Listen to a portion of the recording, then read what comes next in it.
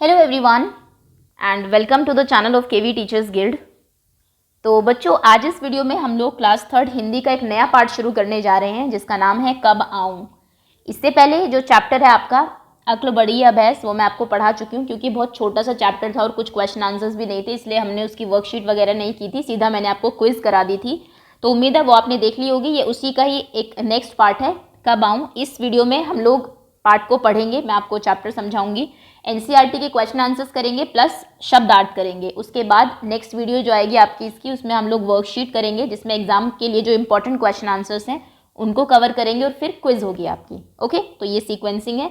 सबसे पहले शुरू करते हैं शब्दार्थ से, क्योंकि आप जानते हैं कि यही जो शब्द है आपके जब पाठ में इस्तेमाल होते हैं तो आपको उनका मतलब पता होना चाहिए। ओके, सबसे पहला शब्द है रंगाई। रंगाई बोलते हैं कपड़े रंगने का जो काम होता है जब आप कपड़ों में कलर करते हैं, जैसे कि यहाँ पर ये आपको दिख भी रहे हैं एक आदमी कपड़े रंगते हुए। गांववासी, गांव में रहने वाले जो लोग होते हैं उन्हें गांववासी बोलते हैं। ईर्ष्या करना, जलना, किसी की तरक्की देख के जब आप जलते हैं किसी से उसको ईर्ष्या बोलते हैं। परेशान करना, किसी को तंग करना, वैसे परेशान आसान ही शब्द है। हुनर, निपुणता, किसी कोई काम आप बहुत अच्छे से करते हैं मतलब आप में वो हुनर है। खास, विशेष। मंसूबा, इरादा, आपके क्या इरादे, क्या करना आप चाहते हैं। भाप लेना, टो लेना, यानी कि पता चल जाना। चाल, दांव, साहस, हिम्मत। ओके, एक और है प्रशंसा, एक और ऐड कर लीजिए इसमें। प्रशंसा मतलब होता है तारीफ, बड़ाई। ओके, अब हम लोग चैप्टर की रीडिंग शुरू करते हैं। कक्षा 3 पाठ 9। अवंती ने एक छोटी सी रंगाई की दुकान खोली। अवंती यहाँ पर एक आदमी का नाम है, ऑल्दो लग रहा है ये थोड़ा स्त्रीलिंग, लेकिन अवंती एक आदमी है जिसने की रंगाई की दुकान खोली कपड़े रंगने की, और गांववासियों के लिए कपड़े रंगना शुरू कर दिया। गांव में जो लोग थे उनके लिए वो कपड़ा रंगने लगे। सब लोग उसकी रंगाई की प्रशंसा करने लगे क्योंकि बहुत अच्छा काम करते थे, इसलिए गांव वाले उनकी तारीफ करने लगे अवंती की। धीरे धीरे उसकी दुकान चल निकली। चल निकलना मतलब काम चल जाना, आपका अच्छा होने लगा, लोग आने लगे उनसे कपड़ा रंगवाने के लिए। अवंती की प्रशंसा सुनकर एक सेठ को बहुत ईर्ष्या महसूस होने लगी। अवंती की तारीफ जब एक सेठ ने सुनी तो उसको बहुत जलन हुई उससे, जो कि नहीं होना चाहिए। कोई अच्छा काम करता है तो तारीफ मिलती ही है उसको, इसमें जलने की कोई बात नहीं है। ज़रूर ये वो सेठ होगा जिनकी बात हो रही है और ये तो अवंती है ही जो कि काम कर रहे हैं अपना। अवंती को परेशान करने के लिए वह सेठ कपड़े का एक टुकड़ा लेकर अवंती की दुकान में जा पहुंचा। उसने कपड़े का टुकड़ा लिया और अवंती की दुकान में चला गया। दरवाजे के अंदर घुसते ही सेठ बुलंद आवाज में बोला, बुलंद आवाज मतलब जोर से बोला, अवंती जरा यह कपड़ा तो अपनी तरह से रंग दो, अच्छी तरह से रंग दो। ये कपड़ा लो, इसे अच्छे से रंग दो। मैं देखना चाहता हूँ तुम्हारा हुनर कैसा है। ये जो काम तुम करते हो तारीफ होती है, ये क्या है, मैं देखना चाहता हूँ, इसको रंगो।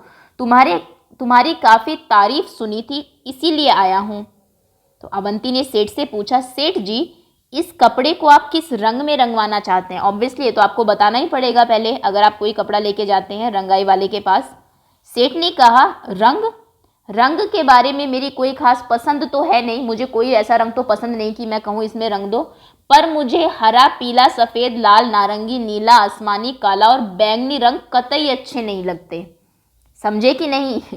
ओके, यानी कि वो चालाकी दिखा रहा है अवंती के सामने। तो कहता है ये रंग मुझे बिल्कुल पसंद नहीं है, इनके अलावा कोई रंग हो तो रंग दो। तो काफ़ी सारे रंगों के नाम उसने ले ही दिए पहले ही। अब देखते हैं अवंती क्या करेगा।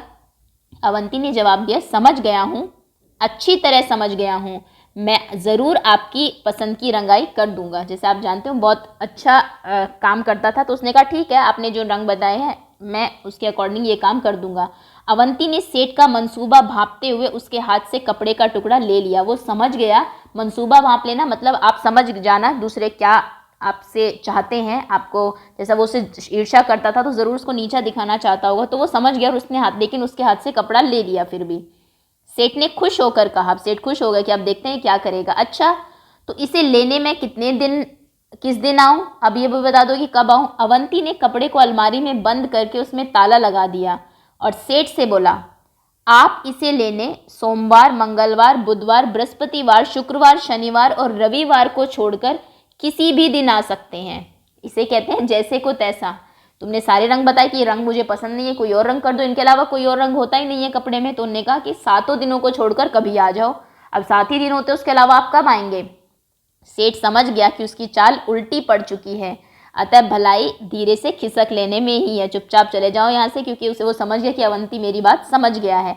फिर उस सेठ ने दोबारा अवंती की दुकान में घुसने की हिम्मत नहीं की। ओके, तो चलिए, अच्छा चैप्टर है और ये लिखा है RS त्रिपाठी ने। ओके, तो अब प्रश्नोत्तर पर आते हैं। कहानी से कुछ प्रश्न आपसे पूछे गए हैं। पहला प्रश्न है, सेठ ने किस रंग में कपड़ा रंगने को कहा? कपड़ा रंग तो उसने नहीं बताया, लेकिन किस में नहीं रंगना वो जरूर उसने बताया था।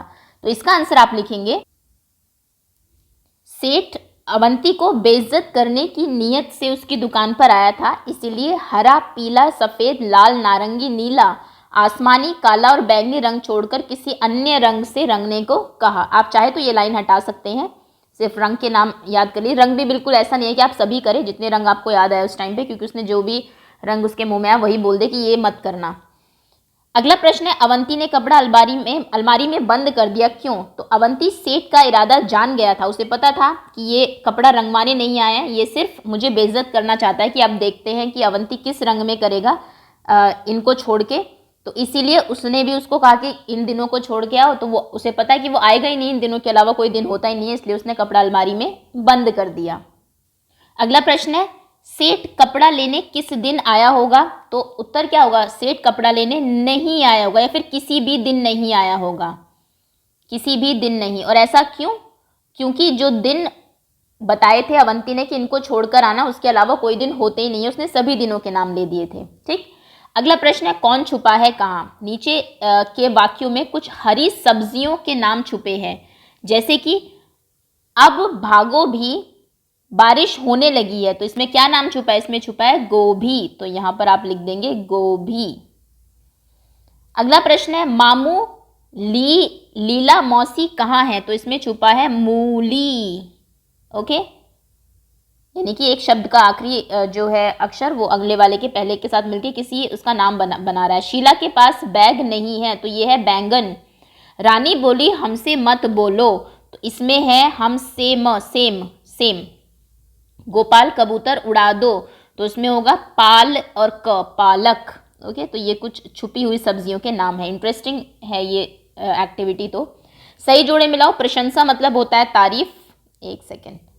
ऐसे ईर्ष्या मतलब क्या होता है? ईर्ष्या मतलब होता है जलन, तो इसको आप यहाँ से मैच करेंगे। नेक्स्ट, कतई मतलब होता है बिल्कुल भी नहीं, कतई नहीं। बुलंद मतलब होता है ऊंची, बुलंद आवाज।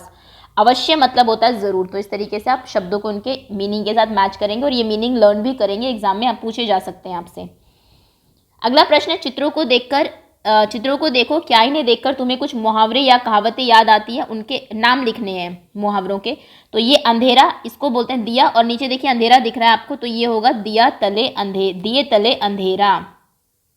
ओके, दिए तले अंधेरा। ओके, आगे आपको हाथ दिख रहा है, कुछ एक कंगन दिख रहा है और यहाँ पर RC लिखा हुआ है, तो ये एक मुहावरा है जिसे कहते हैं हाथ कंगन को RC क्या। हाथ कंगन को RC क्या और पढ़े लिखे को फारसी क्या, ऐसे कहते हैं RC क्या। ओके, अगला मुहावरा है हमारा आस्तीन है, और आस्तीन में देखिए आपको सांप दिख रहा है, तो इसे कहते हैं आस्तीन का सांप। आगे देखिए एक लड़की है, हाथ में दो उसने ये पकड़े हुए हैं, एक में 1 लिखा हुआ है, 1 लिखा हुआ है और यहाँ पर 11 लिखा हुआ है, तो ये मुहावरा है 1 और 1 11। ओके, यानी कि एकता में बल है। अगला प्रश्न है, कहो कहानी। विद्यालय, गुरुजी, छुट्टी, बंदर, डंडा, पेड़, केला, ताली, बच्चे, भूख। इन शब्दों को पढ़कर तुम्हारे मन में जो भी कोई कहानी आती है वो आप बना दीजिए। इन शब्दों के बारे में एक छोटी सी कहानी बनाओ, अपने साथियों को सुनाओ। वैसे तो एक्टिविटी आपको खुद करनी है, बट चलिए थोड़ी सी कहानी मैं बता देती हूँ किस तरीके से आप शुरू कर सकते हैं। कि विद्यालय में गुरुजी विद्यार्थियों को बिठाकर कक्षा में पढ़ा रहे थे, क्योंकि गुरुजी आया है। कुछ ही देर बाद आधी छुट्टी का समय होने वाला था, तभी एक बंदर वहां आ गया। गुरुजी डंडा लेकर उसके पीछे भागे, बंदर पेड़ पर चढ़ गया। एक बच्चे ने बंदर की तरफ केला फेंका, उसको भूख लगी थी, क्योंकि भूख भी आया है, उसने केला लपक कर पकड़ लिया। सब बच्चे जैसे बंदर ने केला लपका, उसको देखकर ताली बजाने लगे और बंदर केला खाकर चला गया। ओके, नेक्स्ट इज उछालो। एक रुमाल या कोई छोटा सा कपड़ा उछाल कर देखो, किसका रुमाल सबसे ऊंचे उछलता है। ठीक है, रुमाल के साथ बिना कुछ बांधे और ऊंचा कैसे उछाला जा सकता है?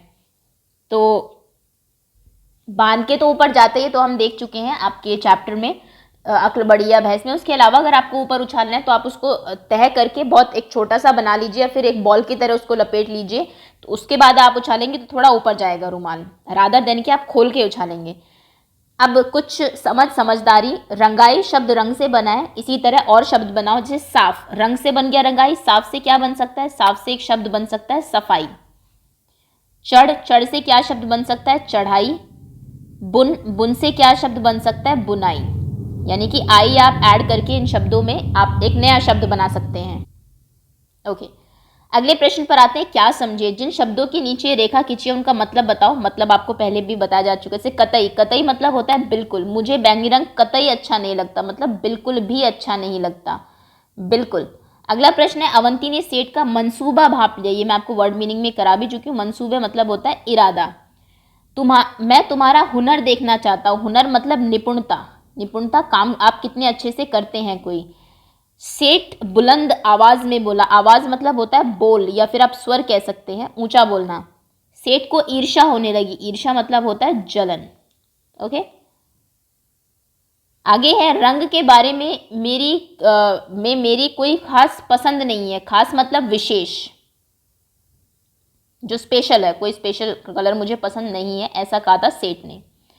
आगे आते, कैसा लगा आफंती। आफंती के बारे में कुछ वाक्य लिखो। तुम उसके कपड़े, शक्ल, सूरत, पालतू पशु, बुद्धि आदि के बारे में भी बता सकती हो।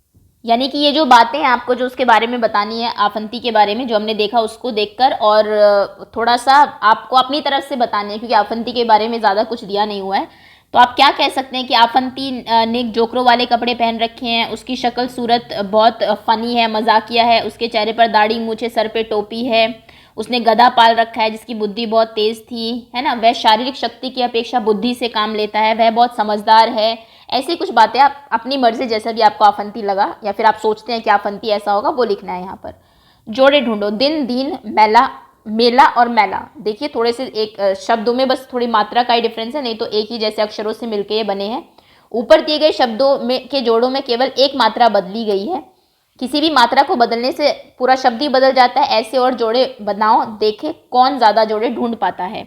तो कुछ मैं बता देती हूँ, बाकी तो आप क्लास में ये एक्टिविटी करेंगे तो उसमें आपको पता लग ही जाएगा कौन ज़्यादा ढूंढ पाता है। जैसे कि पहला है आदि, जिसे आप कहते हैं एटसेट्रा। एक होता है आदि हो जाना किसी चीज़ का, लत लग जाना। एक होता है खिल, खिल जाना से फूल खिल रहा है। एक होता है खील, खाने वाली जो होती है आपकी। नेक्स्ट है छिन, छिन जाना। नेक्स्ट है छीन, किसी से छीन लेना। और एक हो सकता है जाति, आपकी क्या जाति है। एक होता है जाति, जाति मतलब पर्सनल, ये हमारा जाति मामला है। एक होता है पिला, मुझे पानी पिला दो, पिलाना, टू ड्रिंक समथिंग। एक होता है पीला, जिसे आप येलो कलर है आपका एक। नेक्स्ट हो सकता है कुल, किस कुल के हैं आप, हमारी कुल की मर्यादा है। एक हो सकता है कूल, कूल मतलब ठंडा, वैसे तो इंग्लिश वर्ड है ये, बट आप यहाँ पर लिख सकते हैं। एक होता है मिल, मिल मतलब मिलना। एक होता है मील। ओके, और एक वर्ड आप मुझे बताएंगे जिसमें मात्रा चेंज होने से पूरा मीनिंग ही चेंज हो जाता है। ओके, चलिए अब आगे आते हैं। कुछ कलाकारी। कब आऊं वाले किस्से को चित्रकथा के रूप में लिखिए, तो ये आप कर लेंगे खुद। अगला प्रश्न है आपका, क्या है फालतू। कभी कभी हम अपनी बात कहते हुए ऐसे शब्द बोल देते हैं जिनकी कोई ज़रूरत नहीं होती। इसी तरह इन वाक्यों में कुछ शब्द फालतू है, उन्हें ढूंढकर अलग करो। बाजार में हरा धनिया, बाजार से हरा धनिया पत्ती भी ले आना। तो पत्ती आप नहीं कहते तो भी हरा धनिया पत्तीदार ही होता है, तो ये कहने की ज़रूरत नहीं थी। बाजार से हरा धनिया भी ले आना, इतना भी काफ़ी होता। एक पीला पका पपीता काट दो, तो इसमें पीले की ज़रूरत नहीं थी, एक पका पपीता काट दो, पका हुआ पपीता पीला ही होता है। अरे रस में इतनी सारी ठंडी बर्फ क्यों डाल दी, तो ठंडी की क्या जरूरत है, इतनी सारी बर्फ क्यों डाल दी, गर्म तो बर्फ नहीं होती ना।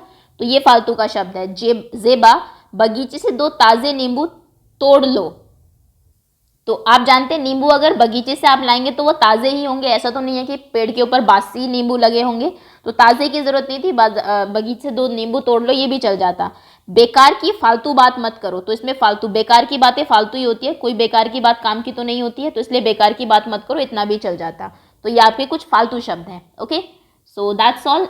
ये हमारा टोटल चैप्टर था। उम्मीद है पार्ट आपको समझ में आ गया होगा, और अब हम लोग नेक्स्ट इसमें इसकी वर्कशीट और क्विज कर लेंगे। सो धन्यवाद।